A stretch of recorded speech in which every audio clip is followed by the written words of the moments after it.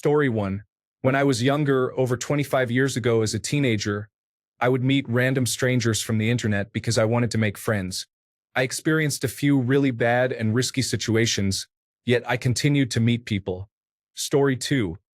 Growing up, I entered the let's burn things phase of my childhood at about 11 years old. Mom and Dad went out for the evening. It was the 1970s, and I had not yet shown any real foolishness. Since it was a cool night, I set a fire in the fireplace, being careful to use the screens to keep the fire contained. However, after a while, I became curious about what would happen if I put about a quart of gasoline into a plastic bag and held it in the fire using the poker. I was moments away from burning the house down when it occurred to me that might be too dangerous, so I reduced the amount to about 2 tablespoons and put it in the fire. I got a clear demonstration of the power of gasoline, but it was small enough to remain inside the fireplace. I began reconsidering many of my actions after that. Story 3. I was in graduate school studying to be a therapist. I was on campus about to leave for the day when a homeless man came into the building lobby saying he was having a mental health emergency and needed help.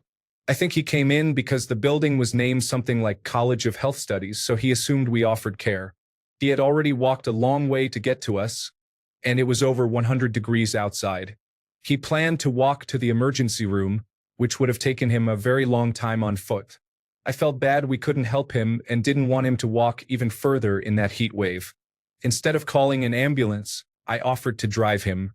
This complete stranger, who was having an unknown kind of mental health emergency, was with me in my car for at least 30 minutes, longer than I expected because of traffic. Turned out fine. I dropped him off at the emergency room. He was extremely polite and very grateful for the ride. But I was naive. Because of my field of study, I especially felt compelled to help, but calling emergency services would have been sufficient. I am not saying homeless people or people with mental health challenges should be stigmatized, but it was a huge risk and responsibility to take on as a student with no real experience or training to handle emergencies. I am still glad I helped him, but I would definitely do things differently if I had the chance. Story 4. When I was 10 or 11, my dad thought it would be a good idea to get me both a crossbow pistol and a bow with a quiver of arrows, all with sharp tips. He did not train me how to use them or supervise me, just let me loose with them in the backyard. Naturally, I got tired of having to fetch the arrows after firing them at a tree, which was my target. So I started firing them into the air, directly above my head. Once, the clouds moved out from in front of the sun just as I released the arrow into the air, and I could not see where the arrow was. Instead of running away under a nearby tree for protection, I ran in zigzags around in a circle until my brain kicked in and I thought, maybe I should stop running for a second. This arrow is taking longer than expected to land. Maybe it hit a tree and got stuck. I stopped running, and not 2 seconds later, the arrow hit the ground 2 to 3 feet in front of me, where I was about to step. If I had not stopped running, I would have proven natural selection by trial and a major error. Story 5. Cut the red wire of a house alarm that would not stop with scissors. The electrician I called in to fix it afterwards was wondering how I was still alive. Story 6. I was in charge of watching my girlfriend's siblings, who decided it was a good idea to climb a 50-foot rock face. I chased them up and reached the top before realizing it was a horrible idea. Story 7. Climbing a rusty old abandoned power plant in the middle of the night. I was too high to care about taking any cool pictures, which made it even more reckless and pointless. If I had fallen through a rusty floor, I might not have been found for weeks, if ever at all. I never had a friend who would go with me to do fun, crazy, reckless things, so I always did it on my own. Story 8. My brother and I used to play with firecrackers and bottle rockets a lot when we were kids. It took him longer to realize how dangerous it was than it did for me. At one point, I was sitting in the back garden by the koi pond with my boyfriend, now my husband. He threw a lit firecracker over the fence to scare me. The firecracker went into the koi pond and killed one of my mother's expensive koi right in front of us. We saw the poor fish go for it and bam, right in his little face. My mom was very angry. My brother was a full-grown man at the time and still got punished for it. She scolded him. It's the only time I've really ever seen her do that. He was usually the golden child who could do no wrong, but he took out one of her beloved pets and she let him have it. Story 9. About a month ago, my friends and I were hanging out when a man approached us and asked if we wanted to see a free stand-up comedy show. Being naive, we agreed and followed him into a restaurant, through the back door in the kitchen, into a building, down the stairs to the basement. We did not know at the time that the building had caught on fire a week earlier. Although it was structurally safe, most of the electrical connections were badly damaged, so we had to use our phone flashlights to follow him. Fortunately, there was a stand-up comedy show. Initially, it was just us, but more people, mostly adults, later joined the audience. The jokes were terrible and we wasted 2 hours. In hindsight, it was probably the dumbest thing I have ever done. Story 10. As a child, I used to microwave metal forks to see what happens. I thought it was science. It was almost arson. Story 11. I used to walk home at night with both earbuds in and music at full volume. What was I thinking? I had zero situational awareness. Story 12. We had the complete Encyclopedia Britannica and would randomly look through the many volumes until we found the section on gunpowder. We hurried over to Rexall and bought sulfur and saltpeter from the pharmacy. We also ground up some charcoal briquettes. We started experimenting with various blends until we got some good flashes and melting of the metal cookware that held it. Using our final recipe, we produced quite a bit. We took a bunch of newspaper, which in the late 1960s was larger in length and width, and loaded a portion of powder along the edge. My older brother folded the paper into a triangular shape, really cranking it down, and then wrapped it in tape. We had some old Black Cat firecrackers that sacrificed their fuses, which we braided to form a longer fuse. Using a drill bit, we created a tiny hole to insert the fuse. We lived 2 doors from our elementary school. My brother hopped over the chain-link fence and ran to the center of the football field. He lit the fuse, which was very long, and raced back. We had our front door open, staring out at the field, and waited. Finally, a huge flash of light was followed by a loud explosion. All the neighborhood front doors opened, and people came out, wondering what that sound was. We went out and mingled, acting like we were in the dark too. Story 13. I stopped taking antidepressants abruptly without consulting a doctor. I was a teenager and missed an appointment, and I did not reschedule. The pills never had a noticeable effect, so I just stopped taking them. Nothing happened, but I later learned there is a risk of serious side effects if you do that. Story 14. As a child, all the neighborhood children would play a game where you shoot an arrow into the sky and then run. Story 15. When I was about 10, my friends and I found an old, abandoned water tower on the edge of town. It was rusted and half covered in graffiti, but we thought it was the coolest thing ever.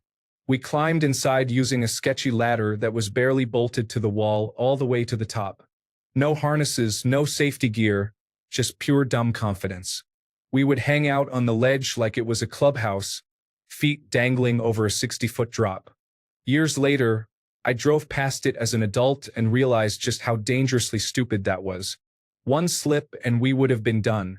The ladder is completely gone now, and the tower is fenced off with no trespassing signs.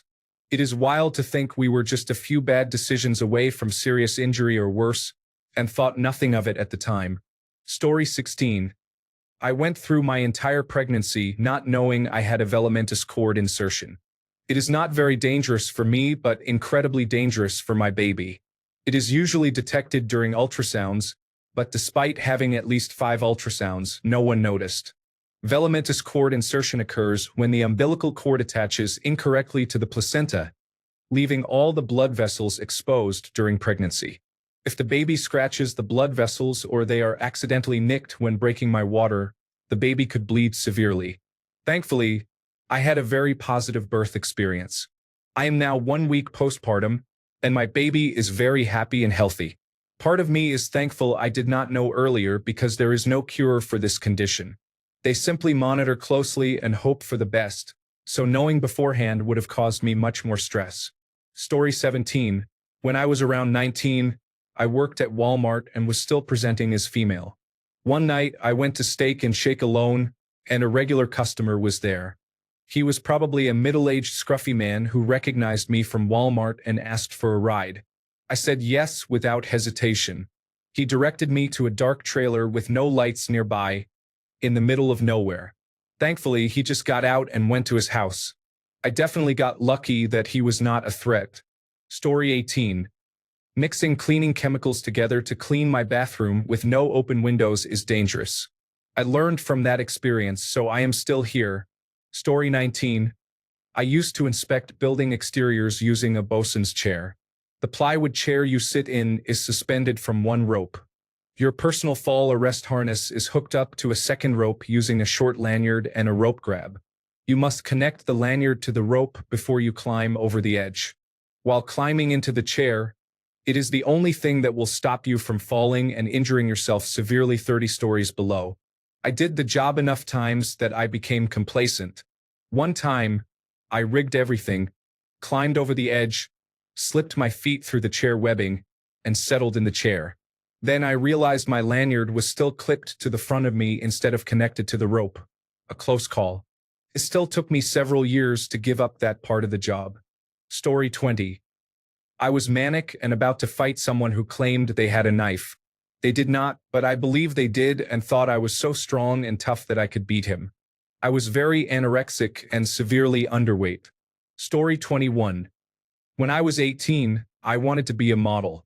I thought I had something, you know? One day, leaving the mall, an older man stopped me and asked if I was a model. I had just joined a questionable agency, so I said yes. He told me I was pretty and asked to interview me later that day. I felt like maybe this was it. We met at a sports bar. It seemed safe enough, a public place. He asked a few harmless questions, then started talking about the sexual things he had done with women with graphic details. I laughed awkwardly but felt very uncomfortable. I should have left, but I didn't. I followed him to another bar, farther away. He knew the bartender. The conversation was similar, more inappropriate.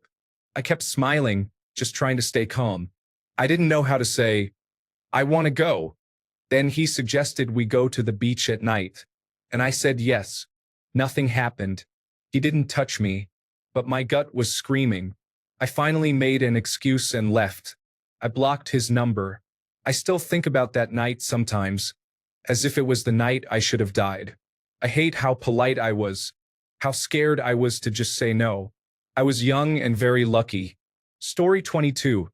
I was about 10 or 11 years old. We lived in the country, surrounded by farms. I was very familiar with the area and had the freedom to explore the barns and visit the cows. One day, I climbed to the top of a silo and found an opening at the top. It was nearly full of dry corn. I jumped in, thinking I could easily get out. After waiting around, I decided to leave. However, I could not reach the opening due to the springiness of the corn. My only solution was to begin piling corn near the exit. I was successful and boosted myself through the opening with great relief. I went home and ate dinner with my family. I told them nothing about what happened. Later in life, I studied physics and learned about the creation of voids in storage bins and silos. They occur as material is drawn out of the bottom of the silo. When this happens, sometimes a void persists due to an arching effect of interlocking material, which supports the material above. These voids can collapse randomly and suddenly with a small movement of material. By traipsing around and piling material up, I could have caused a collapse and would have been buried inside the silo. Nobody would have known I was there until my desiccated body appeared when enough corn was removed. This memory terrifies me still. Story 23. Petting stray animals and bringing them into the house around pets. Learning about rabies changed my world. Story 24. That would describe half the things I did between age 5 and 19. One of my earliest childhood memories is of me and my brothers going downhill on a sort of soapbox racer. They used me as the test pilot for years because I was the smallest and lightest. The kicker came when they hooked up our Great Dane to a dog cart they had knocked together, and the dog took off like the devil was after him. I made it about 150 yards before he suddenly turned to run back the way he came and pitched me out of the cart like a stone from a sling. That is still nothing compared to free climbing faces without ropes, pitons, mountaineering skills, or anything other than dumb luck and determination, or body surfing at night. Growing up in the 1960s was different. Story 25. Held a Roman candle firework in my hand as it shot into the sky. Threw fireworks at people. Tried to hug a moose. Went out with strange, random men I met in a foreign country. Drank from open containers given to me by strangers on the bus. Thank God I have wised up in my old age. Story 26. Mix Clorox with a cleaner that contains ammonia. I was a newlywed and a stay-at-home mom. I really wanted to impress my husband. I almost killed myself. Story 27. When I was in grade school, I would routinely force blood into my face and head, then release it, causing myself to become dizzy and faint. I did it to alleviate boredom. It was like being a drug addict before I even knew what drugs were. I just liked seeing the floating stars, which I called my pet fireflies. As it turns out, this behavior is incredibly dangerous. I was literally depriving my brain of oxygen. I am now 37 years old, and I struggle to take care of myself and remember things. Some of this may be due to my attention deficit hyperactivity disorder, but honestly, I worry that I have brain damage. Story 28. I went to a man's apartment in a different town for sex. We had met on Craigslist 2 days earlier and had one in-person date. I did not give anyone his address. Dear God, it could have gone very wrong. Anyway, we just had our 8th anniversary. Story 29 was unpacking moving boxes. My mother needed a steak knife. On my way out of the room, I was stabbing random boxes until the tip caught on something and my hand slid down the blade. Story 30.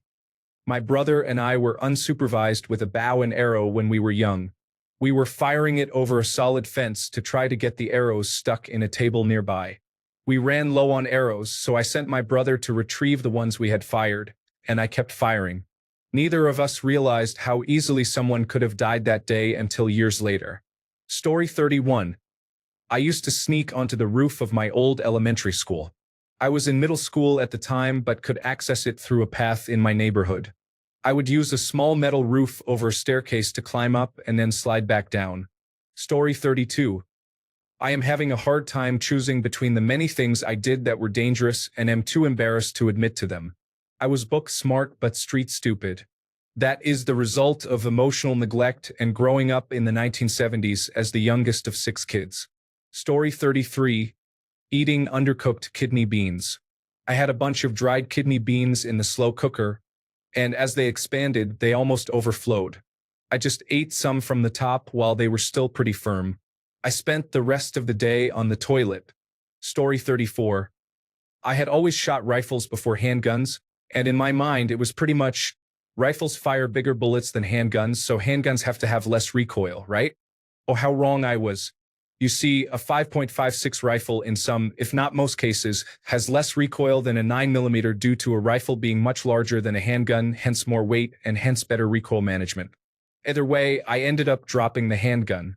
It was a Glock 17, so thank God it didn't go off on impact, and I decided to stick to rifles. A few days later, I learned that SIG sour pistols went off when dropped, specifically the P320. Thank God Glock has solid drop protection. Yes, I looked like an idiot when I dropped the handgun. I admit that, and I am sticking to rifles until further notice. Story 35. When my grandpa was first teaching me and my brother to shoot, he got us one of those Red Ryder type BB guns. I asked him if I could shoot a tree at one point, and he said no, it was too close. Well, I snuck back outside later and did it anyway. Luckily, I was still closing my eyes every time I pulled the trigger because it bounced right back and hit me in my eyelid, in the crease where the eyeball meets the bone. I learned not to play with guns right then and still have my eye. Looking back, that was a very good shot. Story 36. My mother's boyfriend had a jar of mercury we would play with. We poured it onto our palms and split bubbles on the kitchen counter by poking them. Story 37. I got stuck in a broken elevator when I was in college.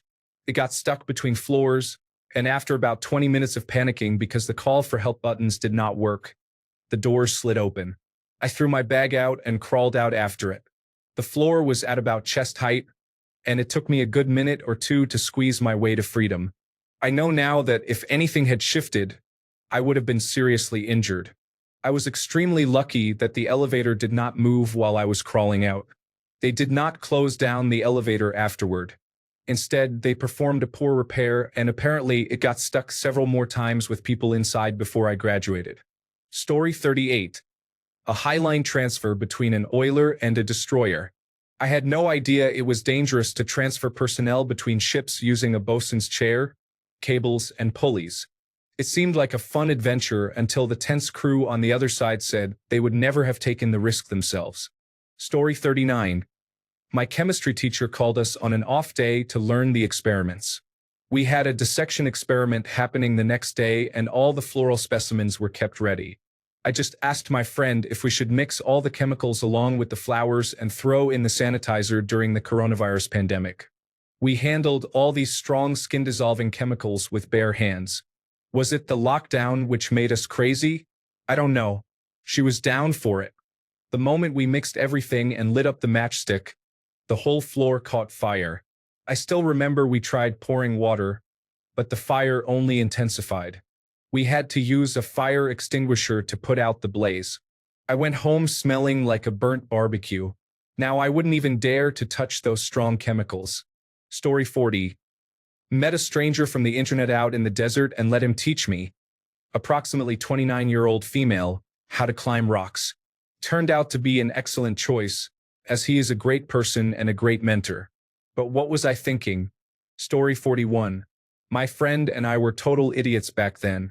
We did all kinds of stupid things. But the worst one I remember was when we decided to make our own big firecracker from multiple smaller firecrackers. We opened up a bunch of them and put the powder into a container, something like a small Pringles can.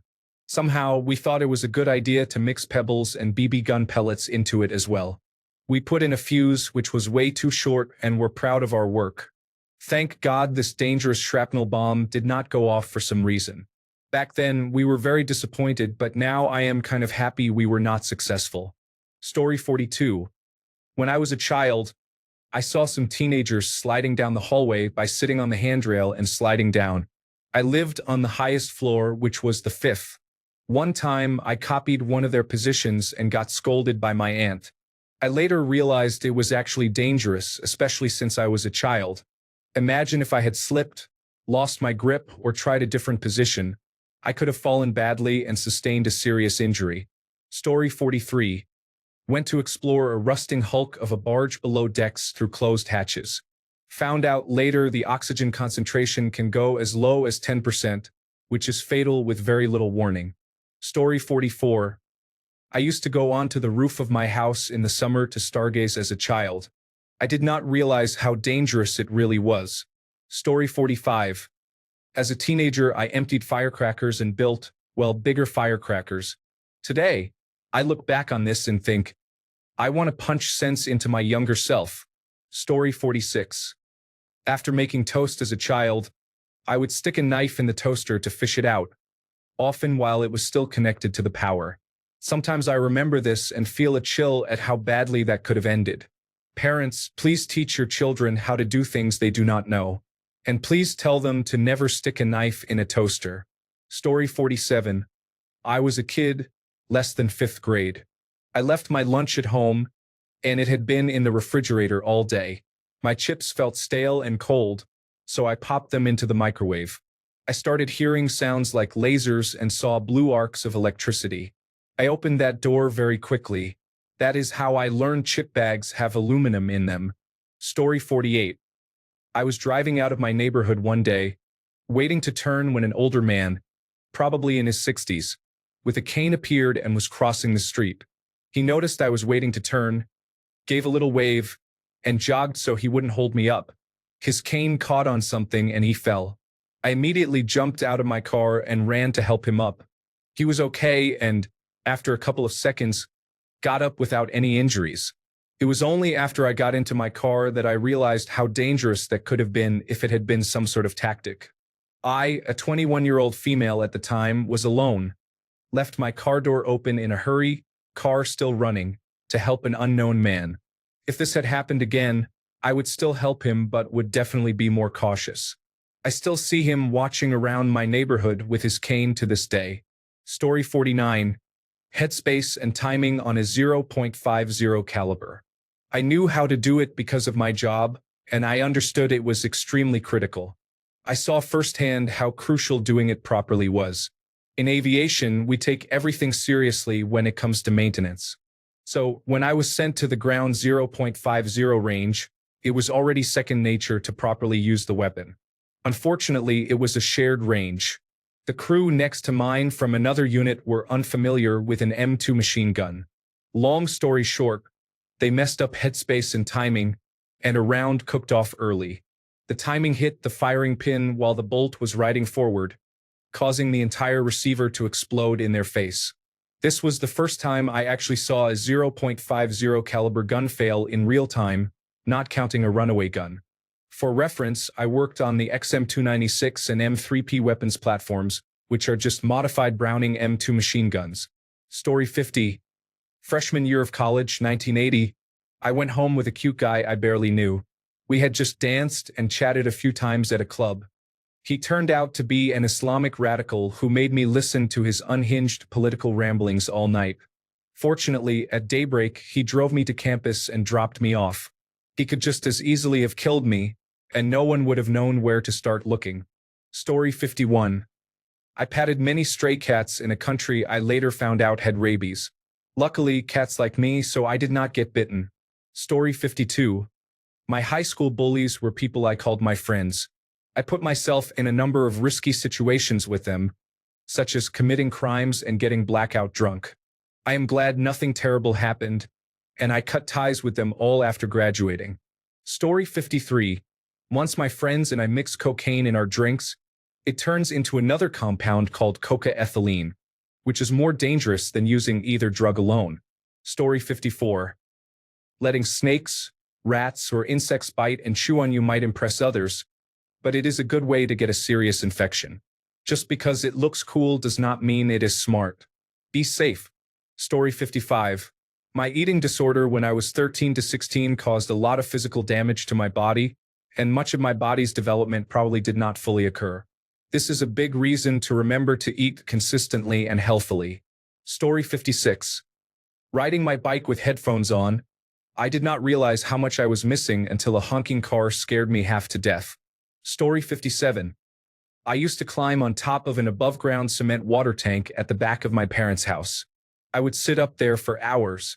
If that cement cracked, I could have fallen in with no way to get out, and nobody would have been able to hear me.